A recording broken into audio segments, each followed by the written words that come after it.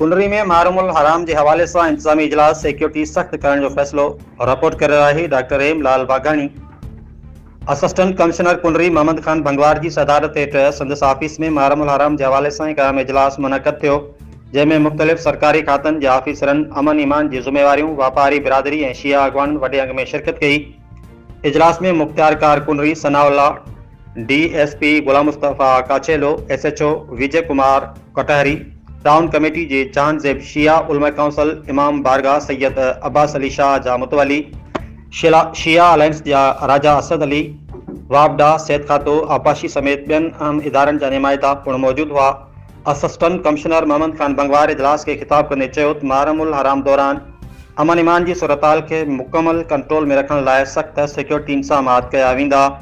हिननि वधीक चयो त मजलसनि ऐं मातमी जुलूसनि जे हंधनि ते सफ़ाई, रोशनी ऐं पाणी जी फ्राहमी खे यकीनी बणायो वेंदो। हुननि लाॻापियल इदारनि खे हिदायत कई त कंहिं ग़फ़लत या खोट खे बर्दाश्त न कयो वेंदो ऐं जुलूसनि जे रूटनि जे बाक़ाइदी निगरानी कई वेंदी। इजलास में मौजूद मुख़्तलिफ़ बिरादरियुनि जे नुमाइंदनि बि पंहिंजे ख़दशनि ऐं तजवीज़नि खां आगाह कयो, जंहिं ते अमल दरामद की ख़ातिरी कराई वई। इजलास में आख़िर में समूरनि लाॻापियल इदारनि जे सहकार सां महरमुल हराम दौरान अमन ईमान बरक़रार रखण ऐं सहूलतूं मुहैया करण जो अज़म जो इज़हार कयो वियो।